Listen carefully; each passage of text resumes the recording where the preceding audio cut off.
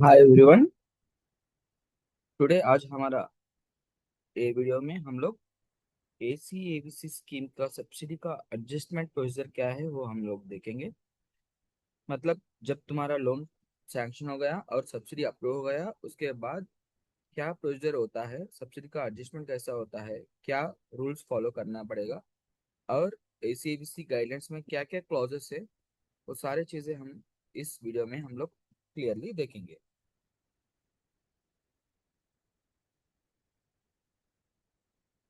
ACABC scheme subsidy adjustment procedure after sanction। अभी हम different clauses ACABC guidelines 2025 में क्या क्या मेंशन किया है सब्सिडी रिगार्डिंग वो हम देखेंगे। पहले first clause 6.3.2, NABARD will ensure that the banks do not charge interest on subsidy portion of the loan from the date of subsidy is credited in the subsidy reserve fund account। आपको subsidy आता है वो आपका account में credit नहीं होता है। Branch क्या करेगा, आपका जो भी है, फॉर सपोज आपका SBI का ब्रांच है एक, वो ब्रांच क्या करेगा, आपका सब्सिडी अमाउंट को उसका सब्सिडी रिजर्व फंड अकाउंट में जमा करेगा। उसके ऊपर ना इंटरेस्ट मिलेगा, कुछ नहीं मिलेगा। जो भी सब्सिडी पोर्शन है, फॉर सपोज आपका 10 लाख का लोन है, सब्सिडी 3,60,000 है, आपका लोन 10 लाख से, सब्सिडी 3,60,000 है, आपको अभी सब्सिडी 3,60,000 आ गया है। देन ब्रांच क्या करेगा, ये 3,60,000 को उसका सब्सिडी रिजर्व फंड अकाउंट में आपका नाम पे डिपॉजिट करके रखता है, वो जीरो इंटरेस्ट डिपॉजिट रहता है। इसके साथ क्या करेगा, the bank will not charge any interest on this subsidy portion. इसका मतलब ये 3.6 लाख को इंटरेस्ट चार्ज नहीं होता है। एंड रिमेनिंग अमाउंट जो भी 6,40,000 है उसके ऊपर ही आपको इंटरेस्ट चार्ज होता है। पर सपोज आपका लोन 10 लाख है, वो 1 साल के बाद आपको सब्सिडी क्रेडिट हुआ है, देन 1 साल तक आपका पूरा 10 लाख के ऊपर इंटरेस्ट चार्ज करता है ब्रांच ने। आफ्टर सब्सिडी क्रेडिट होने के बाद से only remaining portion of the loan amount पे ही आपको बैंक इंटरेस्ट चार्ज करता है। ये हमारा ACFC गाइडलाइंस में 6.3.2 क्लॉज कह रहा है कि नाबार्ड इंश्योर करेगा कि बैंक सब्सिडी वाले पोर्शन पर इंटरेस्ट चार्ज नहीं करेंगे जिस दिन से subsidy subsidy reserve fund account में क्रेडिट हो जाती है। यही है clause number 6.3.2 of ACBC guidelines. Next 6.3.6, इसमें the subsidy will be back ended with minimum 3 years lock in period. Lock in period to be calculated from the loan sanction date. This implies that once the loan is taken with subsidy, the account cannot be closed within 3 years।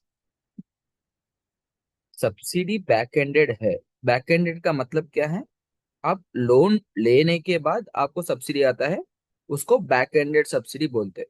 Front ended subsidy का मतलब क्या होता है, loan लेने के पहले ही आपका account में सब्सिडी, ब्रांच को सब्सिडी आता है।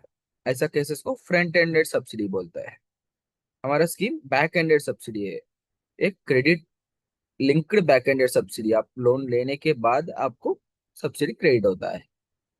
एंड लॉक इन पीरियड है। लॉक इन पीरियड 3 साल का लॉक इन पीरियड रहता है, वो मैंडेटरी है। एंड ये पीरियड कब से कैलकुलेट करते हैं, लोन सैंक्शन डेट से कैलकुलेट करता है। मतलब क्या क्या है, एक बार तुमने सब्सिडी के साथ लोन लिया तो 3 साल से पहले लोन अकाउंट क्लोज नहीं कर सकते। अगर 3 साल के पहले क्लोज किया तो सब्सिडी कैंसिल हो जाएगी। फॉर सपोज इधर नीचे मैं एग्जांपल लिखा हूँ, 3 साल का लॉकिंग पीरियड है। फॉर सपोज आप लोन जनवरी 2025 में लिया है, देन आप जनवरी 2028 के पहले आप लोन क्लोज नहीं कर सकते। पर सपोज क्लोज किया तो सब्सिडी कैंसिल होता है। It should be continued till 2028। 3 साल तक कंपलसरी अकाउंट रनिंग में रखना पड़ेगा आपको। This is the locking period and this should be calculated from loan sanction date.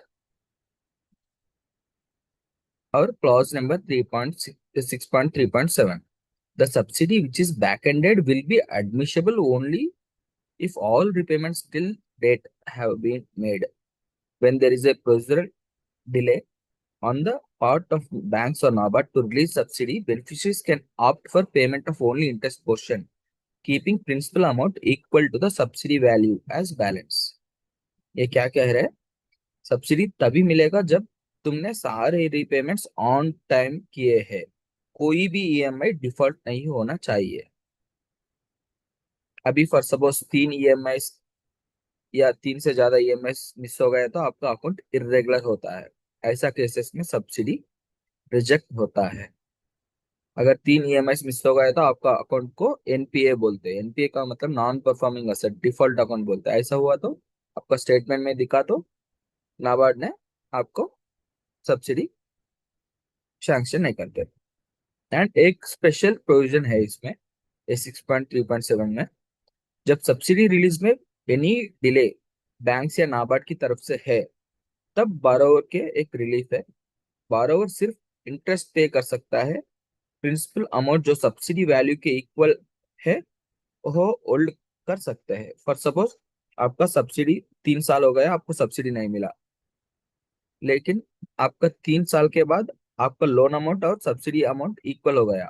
मतलब आपको सब्सिडी, फॉर सपोज 3 लाख आपको सब्सिडी आना चाहिए, आपका लोन आउटस्टैंडिंग भी अभी 3 लाख हो गया है, अब तक तो सब्सिडी नहीं मिला आपको। देन आप क्या कर सकते हैं? ये 3 लाख के ऊपर जो भी इंटरेस्ट आता है वो मंथली बस इंटरेस्ट पे करना पड़ेगा आपको। जब भी ये सब्सिडी अमाउंट आ गया है, देन बैंक इस सब्सिडी अमाउंट को एडजस्ट करेगा। ये स्पेशल प्रोविजन है in case extremely if at all any lapses हो गया है, डिले हो गया है या बैंक या नाबार्ड की वजह से, then only this provision applies.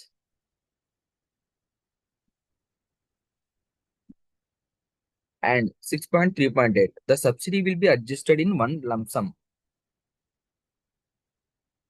against the last remaining installment of repayment of bank loan. Subsidy को एक साथ लमसम में एडजस्ट किया जाएगा लास्ट रिमेनिंग इंस्टॉलमेंट के अगेंस्ट। मतलब क्या हुआ? सब्सिडी एडजस्टमेंट कब करते हैं हम लोग? जैसे ही फॉर सपोज आपका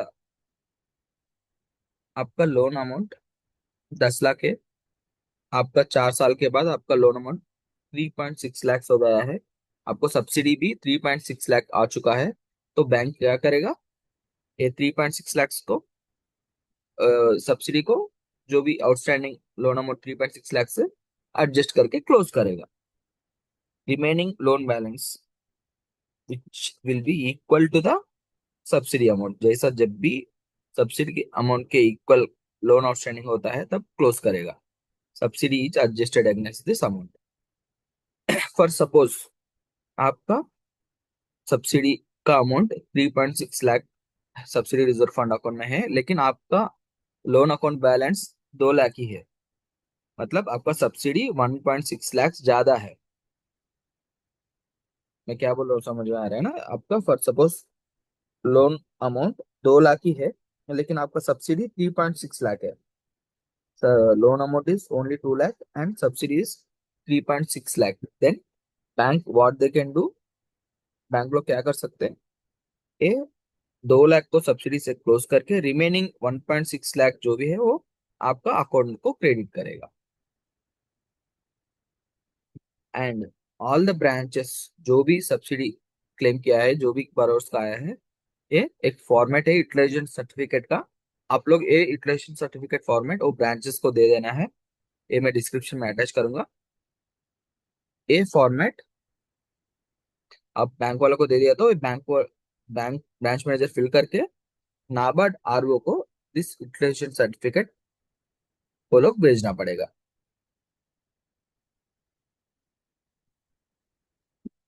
this is the subsidy utilisation certificate branch people should give it the NABARD RO.